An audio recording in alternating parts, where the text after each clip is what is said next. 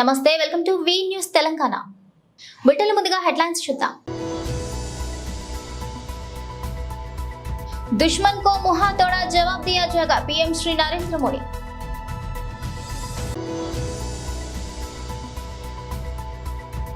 జగన్ రెడ్డి పాలన ఎలా సాగిందో సాక్ష్యాధారాలు గణాంకాలు చూపించిన ముఖ్యమంత్రి సీఎం చంద్రబాబు నాయుడు. రాష్ట్రానికి ఉన్న మొత్తం అప్పు ఇదే.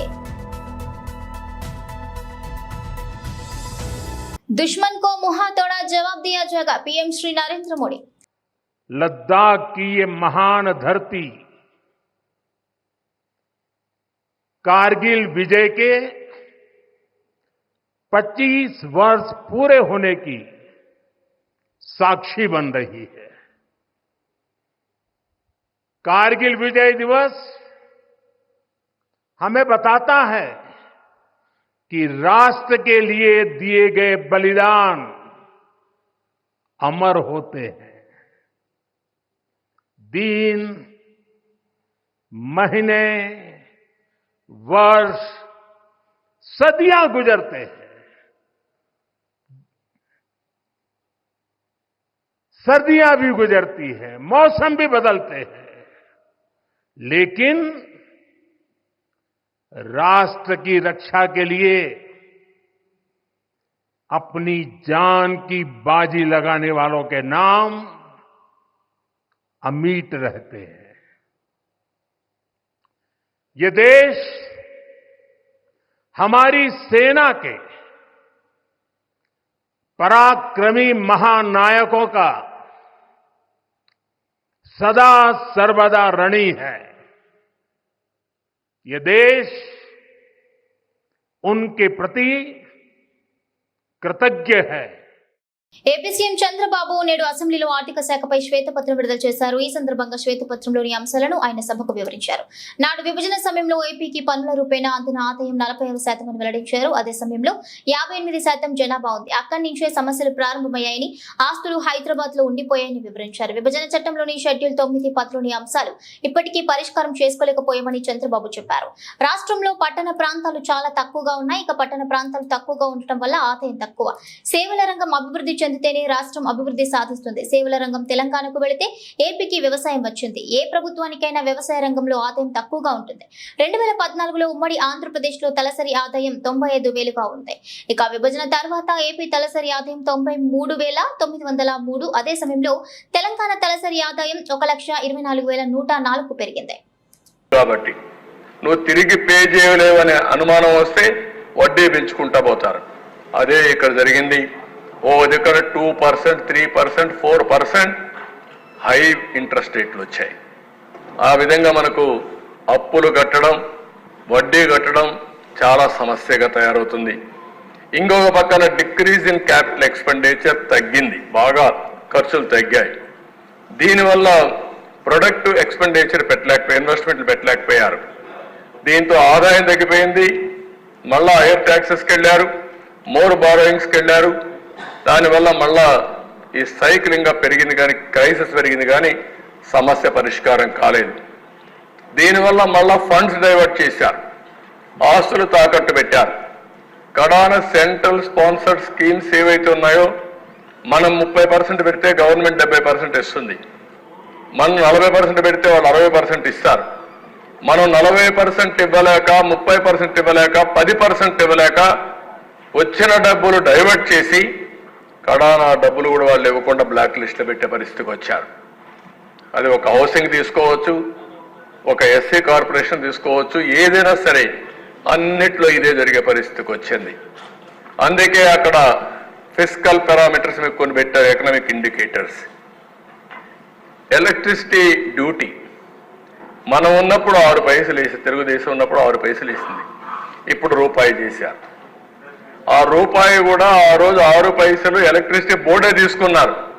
వీళ్ళు వచ్చిన తర్వాత రూపాయి ఎలక్ట్రిసిటీ డ్యూటీ వేసి గవర్నమెంట్ లాగా వేసుకునే పరిస్థితికి వచ్చారు. దానివల్ల ఇంకా క్రైసిస్ పెరిగే పరిస్థితికి వచ్చింది. వాటర్ టారిఫ్ కేఎల్ ఆ రోజు 40 రూపాయలు ఉంటే ఈరోజు 120 రూపాయలు పెరిగింది. ఇంకో పక్క శాండ్ ఫ్రీ ఉంటే 475, ఆర్టీసీ బస్ రేట్లు 0.6 నుంచి 2.6 ఉంటే 0.8, 2.7.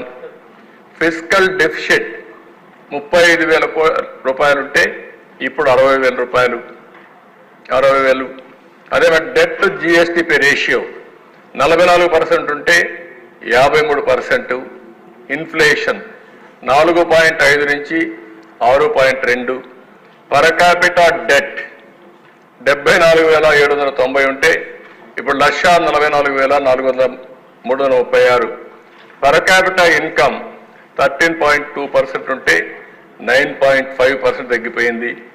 ఇండస్ట్రియల్ క్రెడిట్ గ్రోత్ 15.3% అప్పుడు గ్రో అయింటే ఇప్పుడు 6.8%. అంటే క్రెడిట్ తీసుకున్నవాడు కూడా లేరు, అప్పులు తీసుకొని మళ్ళీ ఇన్వెస్ట్మెంట్ పెట్టడానికి కూడా ముందుకు రాని పరిస్థితికి వచ్చాం.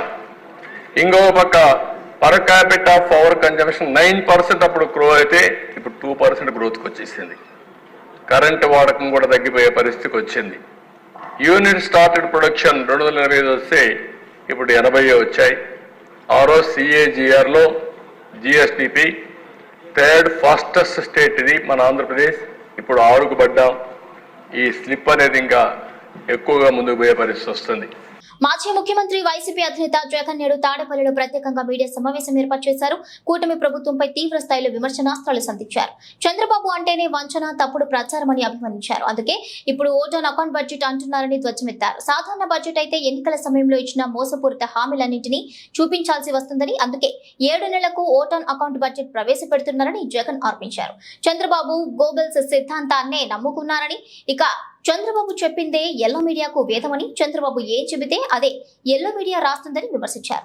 రాష్ట్రం క్లిష్ట పరిస్థితుల్లో ఉందని నమ్మిస్తారని, ఆ తర్వాత తమ అజెండా అమలు చేస్తారని వ్యాఖ్యానించారు. ఇటీవలే మనందరికీ మొదటి స్టోరీ పరిచయం చేశారు. అదేంటంటే రాష్ట్రం ఆర్థికంగా ధ్వంసం అయిపోయిన పరిస్థితిలో ఉంది అనేదే ఆ స్టోరీ. రాష్ట్ర ఆర్థిక పరిస్థితి బాగాలేనందువల్లే తాను రెగ్యులర్ బడ్జెట్ ప్రవేశపెట్టలేకపోతున్నాడట.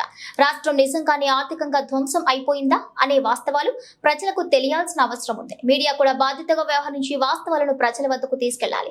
రాష్ట్రం ఆర్థికంగా ధ్వంసం అయిపోయిందనే వాదనను చంద్రబాబు మీడియా సమావేశాలను గవర్నర్ ప్రసంగంలోనే తీసుకొచ్చాడు. ఎన్నికల దగ్గర నుంచి చంద్రబాబు ఆయన మీడియా ఊదరగొడుతుంది ఏంటంటే రాష్ట్రం 14 లక్షల కోట్ల అప్పుల్లో ఉందట.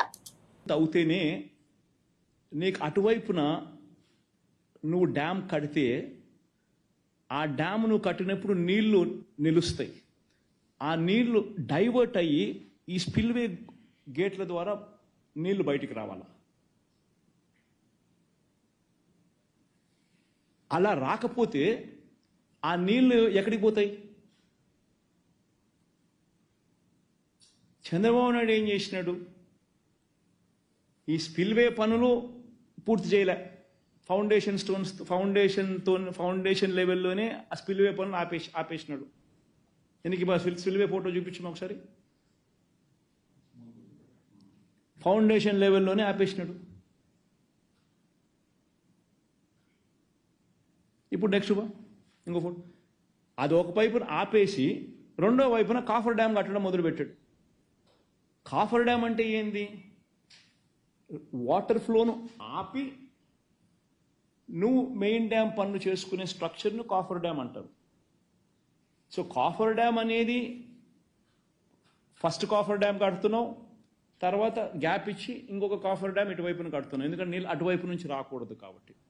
మధ్యలో నువ్వు మెయిన్ డ్యామ్ కడతావు. ఈ 2 కాఫర్ డ్యామ్ స్ట్రక్చర్స్ మధ్యలో నువ్వు మెయిన్ డ్యామ్ కడతావు. That is rock filled main dam కడతావు. అది డిజైన్. ఈ కాఫర్ డ్యామ్లు అనేది ఎందుకు కడతావు? ఆ మెయిన్ డ్యామ్ పనులకు నువ్వు అబ్స్ట్రక్షన్ లేకోకుండా, నీళ్లు రాకుండా పని ఫెసిలిటేట్ చేయడం కోసం నువ్వు కడతావు. ఈ 2 మెయిన్ కాఫర్ డ్యాములు అనేది నువ్వు ఎప్పుడు కట్టాలి? స్పిల్వే పనులు పూర్తి చేసిన తర్వాత కట్టాలి. నువ్వేం చేసినావు? ప్రీవియస్ స్లైడ్కి పోమ్మా. స్పిల్వే పనులు పూర్తి కాకుండా ఫస్ట్ ఫోటోకి పోమ్మా. స్పిల్వే పనులు పూర్తి కాకుండా కాఫర్ డ్యామ్ కట్టడం మొదలుపెట్టాం. ఒకవేళ ఆ కాఫర్ డ్యామ్ నువ్వు పూర్తిగా కట్టేసి ఉంటే నీళ్ళు ఎక్కడికి పోతాయి? నీళ్ళు ఎలా పోతాయి బయటికి? స్పిల్వే పనులు పూర్తి కాలా, నీళ్లు డైవర్ట్ చేయలేవు నువ్వు. నీళ్లు డైవర్ట్ చేయలేవు నువ్వు, ఎందుకంటే స్పిల్వే పనులు పూర్తి కాలేదు.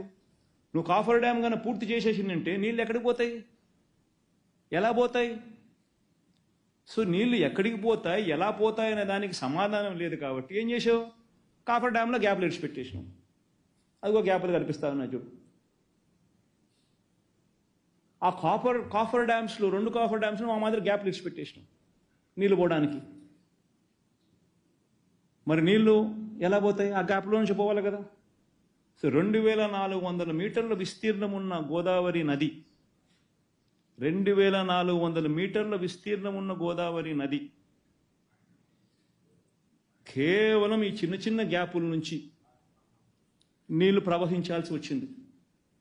ఎందుకంటే మిగతా చోట కాఫర్ డ్యామ్ అడ్డం ఉంది, స్పిల్వే పన్ను కాల, స్పిల్వే పైపు నుంచి నీళ్లు రావు. సో ఆ 2 గ్యాపుల నుంచి నది పోవాల్సి వచ్చింది.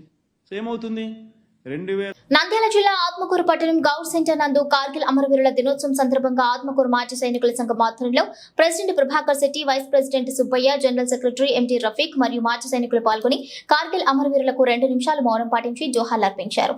కార్గిల్ అమరవీరులకు జోహార్లు, జై భారత్, జై మాత, జై భారత్, జై జై భారత్ మాత అంటూ నినాదాలు చేస్తూ గౌడ్ సెంటర్ నుంచి మార్కెట్ యార్డ్ వరకు ర్యాలీ చేపట్టారు. ఈ కార్యక్రమంలో ప్రభాకర్ శెట్టి, మల్లికార్జున సింగ్, ఎంటీ రఫీక్, సలీం బాషా, సత్యనారాయణ, శంకరయ్య, బ్రహ్మసింగ్ మొదలగు మాజీ సైనికులు అమరవీరులకు జోహార్లు తెలిపారు.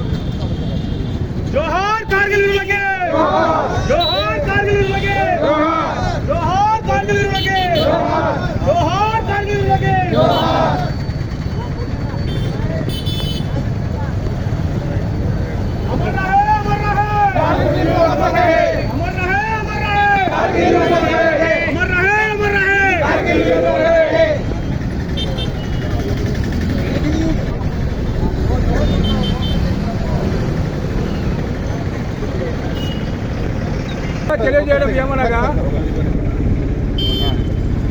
ఈరోజు ముఖ్యంగా తెలియజేయడం ఏమనగా 1999లో కార్గిల్ యుద్ధము జరిగిన విషయము అందరికీ తెలిసినదే.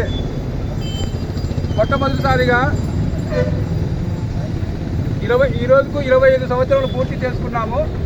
తర్వాత ఆ యుద్ధంలో మరి దాదాపు 527 మంది మన భారత సైనికులు భారత యుద్ధంలో పాకిస్తాన్తో పోరాడి విజయం సాధించి చనిపోయినారు. 1321 మంది గాయపడినారు. అదీనుగాక ఇందులో ముఖ్య భాగంగా ఆర్మీ, నేవీ, ఎయిర్ ఫోర్సు చాలా పరిష్కారంలో నిలబడి ఎయిర్ ఫోర్స్ వాళ్ళు చాలా సహాయం చేసినారు. అందులో బాంబు ఫైరింగ్లు చేసి పాకిస్తాన్ను మన దేశం నుంచి తరలికొట్టినారు. దాదాపు 21 స్థానములు మనం ఆక్రమించినవి, అవి 21 స్థానములు మనము సంపాదించుకున్నాము. తర్వాత వచ్చేసి ఇందుకు కారణముగా మనము ఆలోచించవలసి ఏమనగా, మన భారతీయులే 2 మనుషులు, ఒక లేస్నాగ్ దుర్గా సింగ్, సుబేదార్ ఫతే బహదూర్, మన భారతీయులనే కాల్చుకున్నారు. అది ఒక పెద్ద బాధాకరమైన విషయము. కానీ మనము చింతించాల్సిన పని లేదు. ఇందుకు గాను మనం ఈరోజు ఆత్మకూరు గౌడ్ సెంటర్ నుంచి మార్కెట్ యార్డ్ వరకు ర్యాలీ చేయదలుచుకున్నాము. ఇక కొద్దిసేపులో ర్యాలీ స్టార్ట్ చేస్తాము. అందుకు ప్రతి ఒక్కరూ 5 నిమిషాలు మౌనం పాటించవలసిందిగా కోరుతున్నాను. मैं कारगिल, मेरा नाम आर मल्लिकार्जुन सिंह है. मैं कारगिल युद्ध में था. उसमें भयंकर हमारे 500 जवान मर जाने के बाद हमारे को प्रधानमंत्री से आदेश मिला, जब तक का किसी का हाथ फट गया कि देखा गया, अगर वो सीन आप देखेंगे तो आपको पूरा खून बहल जाएगा, वो देख नहीं सकते। उसके मेरे साथ बहुत आदमी शहीद हो गए, वो याद करने से मेरे को नींद भी नहीं आता है आजकल। उनके याददाश्त में हमारे 500 लोग जवान शहीद हुए, उनके याददाश्त में देश के लिए कुर्बान हुए, उनके याददाश्त में हमारे भाई सब मिलकर आज यहाँ रैली कर रहे हैं। इस उनका आत्मा को पूरा शांत देने के लिए हमें प्रार्थना करें। आप लोग भी సికింద్రాబాద్ రైల్వే స్టేషన్ చేరుకున్న షిరిడి సాయినగర్ కాకినాడ పోర్ట్ ట్రైన్ సుమారు అర్ధరాత్రి 2 గంటల ప్రాంతంలో దోపిడీకి గురైనట్లుగా చెప్తున్నారు బాధితులు. ఇక 30 మందికి పైగా బాధితుల లగేజ్ బ్యాగులు, మనీ పర్సులు, మొబైల్ ఫోన్లు ఎత్తుకెళ్లినట్లుగా చెప్తున్నారు. సుమారు 30 లక్షల విలువ చోరీ అయినట్లుగా సమాచారం. B3, B4, B5 ఏసీ కోచ్లలో ప్రయాణిస్తున్న ప్రయాణికులు నిద్రలో ఉండగా దోపిడీ జరిగినట్లుగా తెలుపుతున్నారు బాధితులు. ఇక పర్భని దగ్గర జరిగినట్లుగా అనుమానిస్తున్నారు ప్రయాణికులు.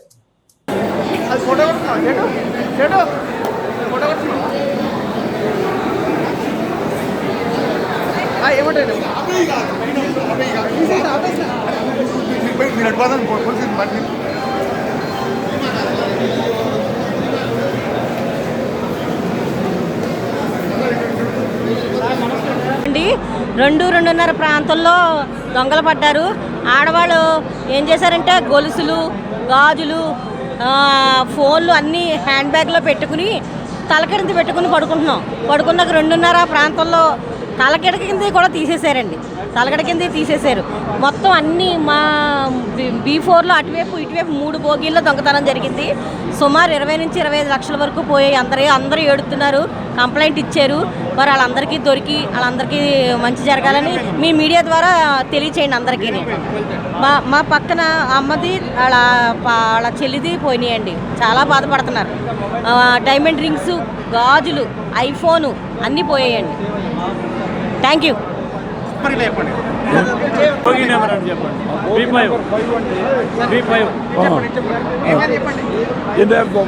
ఒంటి గంట కూడా నేను లేచానండి.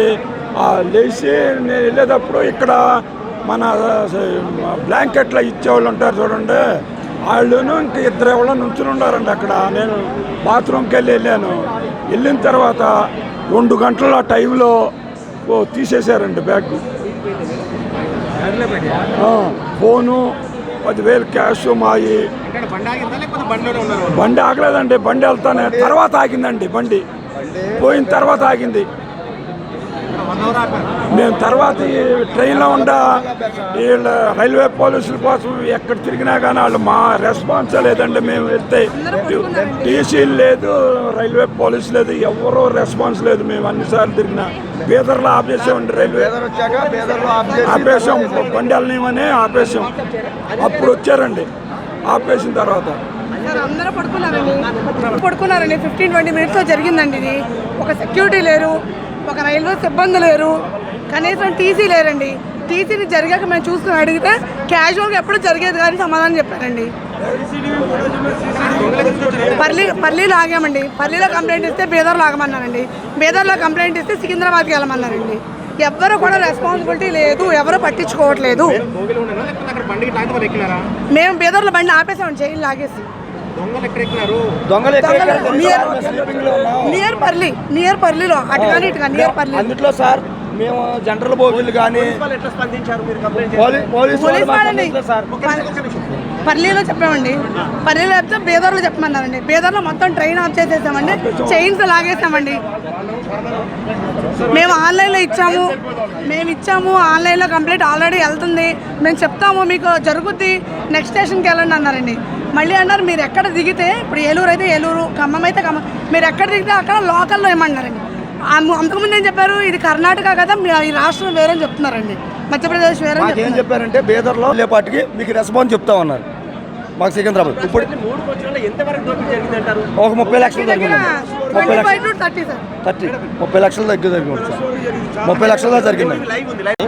మేము షిరిడి నుంచి విశాఖపట్నంకి జర్నీ చేస్తున్నాం. సో ఈ ట్రైన్లో షిరిడి నుంచి విజయవాడకి జర్నీ చేస్తున్నాం. అరౌండ్ ఆల్మోస్ట్ 12:30 ఆ టైంలో అందరు నిద్రపోయాం. ఆల్మోస్ట్ ట్రైన్ ఏంటంటే పెర్లి అనే స్టేషన్లోని ఆగింది. సో ఆల్మోస్ట్ 1:30 ఆ టైంలో మమ్మీ వాష్రూమ్కి వెళ్ళి వచ్చినప్పుడు బ్యాగ్ అక్కడే ఉంది, బ్యాగ్ కానీ మొబైల్స్ అక్కడే ఉన్నాయి. ఆవిడ పడుకున్న తర్వాత అరౌండ్ 2 o'clockకి ఆ మధ్యలో జరిగిందని చెప్పారు. మమ్మీ మళ్ళీ గొడవ అవుతుంది లేచి 3 o'clock లేచారు, చూస్తే మా హ్యాండ్ బ్యాగ్ లేదు. తర్వాత మా ఆపోజిట్ వాళ్ళది లేదు, వెనకాల వాళ్ళది లేదనమాట. అందరూ మిస్ అయ్యాయి కంప్లీట్గా. సో ఆల్మోస్ట్ 2 తర్వాత మేము తెలిసి తీసుకుంది ఏంటంటే 2 నుంచి 2:15 మధ్యలో మిస్ అయిందని చెప్పి మేము వెంటనే కంప్లైంట్ చేసాము. అక్కడ 1-3 అలా కంప్లైంట్ చేసాం, ఫోన్లు వచ్చాయి. కానీ బీదర్లోనే అట్లీస్ట్ అలర్ట్ చేయకుండానా అందరూ రిలాక్స్గా ఉన్నారు. మీ బీదర్లో ట్రైన్ దిగి సిఆర్పిఎఫ్ మాడేసరికి ట్రైన్ కదిలిపోతుంది. సో మళ్ళీ ప్యాసింజర్స్ ఏం చేశారంటే ట్రైన్ చైన్ లాగి ట్రైన్ ఆపడం జరిగింది. 2 times చేశారు అలాగా. అంతే తప్ప వాళ్ళు వచ్చి అలర్ట్ అయ్యి ముందుగా మన అడగడం చేయలేదు. మేము ఆ గొడవ చేసిన తర్వాత అలర్ట్ అయ్యి ట్రైన్లో వచ్చి మా దగ్గర డీటెయిల్స్ తీసుకుని అవన్నీ చేశారు తప్ప వాళ్ళంతా వాళ్ళైతే అలర్ట్ అవ్వలేదు. మేము గొడవ చేస్తామని చెప్పి మొత్తం 13 members. ఇది కూడా లిస్ట్ 13 members లిస్ట్ కూడా ఇక్కడ ఉంది. 13 members contact numbers, PRR numbers అన్నీ కూడా ఇక్కడ ఉన్నాయి మొత్తం అన్న. అంటే ట్రైన్లోనే ఏసీ కోచ్ బాయ్స్ కానీ ఏసీ ఎవరూ లేరు సార్. అంటే ఒక దొంగ ఎక్కుతాడు, 4 బ్యాగులు తీసి కిందకి దిగిపోతున్నాడు. ఏసీ బాయ్స్ అక్కడ ఉంటే అలర్ట్గా అసలు ఏసీ బాయ్స్ కానీ టెక్నీషియన్స్ కానీ ఎవరూ లేరు. డోర్స్ ఏమో క్లోజ్లో లేవు, అన్లాక్లో ఉన్నాయి డోర్స్. కామన్గా స్టేషన్ అనగానే లాక్ స్టేషన్ దగ్గరికి వచ్చేటప్పుడు అన్లాక్ కావాలి కదా డోర్స్ ఏసీవి. ఆ సిస్టమే లేదు, మరి ఏంటో తెలియదు ఎక్కడ తప్పు జరిగిందో. ఏసీ టెక్నీషియన్ కంపల్సరీ డోర్ దగ్గర ఉండాలి అటెండర్. అసలు వాళ్ళు లేరు, వాళ్ళు ఉంటే ఇంతవరకు రాదు కదా. జడ్చల నియోజకవర్గంలో 27,000 మంది ప్రభుత్వ పాఠశాలలు, కళాశాలల విద్యార్థులకు ఉచితంగా షూ కానుకగా అందిస్తున్న ఎమ్మెల్యే అనిరుద్ రెడ్డి నేడు హైదరాబాద్ లోని ముఖ్యమంత్రి నివాసంలో ఏర్పాటు చేసిన ప్రత్యేక కార్యక్రమంలో ముఖ్యమంత్రి రేవంత్ రెడ్డి ఎమ్మెల్యే అనిరుద్ రెడ్డిని అభినందించారు. ఈ కార్యక్రమంలో జిల్లా విద్యాశాఖ అధికారులు రవీందర్ గోవిందరాజు, మండల విద్యాశాఖ అధికారి మంచులదేవి, కమ్యూనిటీ మొబిలైజేషన్ అధికారి బాలు యాదవ్ బైకాని పాల్గొన్నారు. అలాగే జడ్చల నియోజకవర్గంలోని ఎంపిక చేసిన కొంతమంది విద్యార్థులు, వారి తల్లిదండ్రులు కూడా పాల్గొన్నారు. ఈ సందర్భంగా ముఖ్యమంత్రి మాట్లాడుతూ విద్యార్థులు బాగా చదువుకుని ఉన్నత లక్ష్యాలు సాధించేలా కృషి చేయాలని సూచించారు.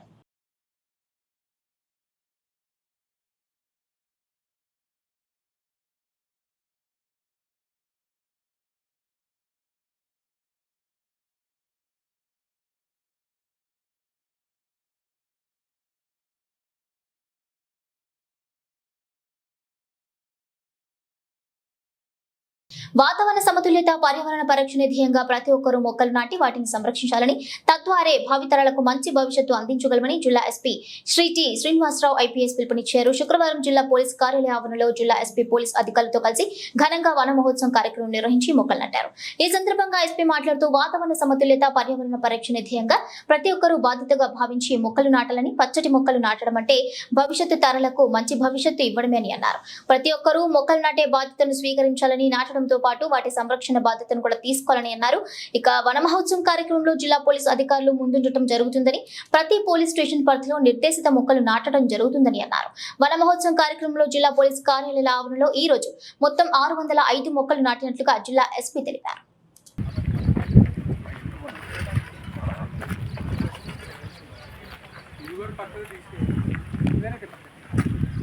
బులెటిన్ ముగించే ముందు హెడ్లైన్స్ మరోసారి. दुश्मन को मुंह तोड़ा जवाब दिया जाएगा, पीएम श्री नरेंद्र मोदी।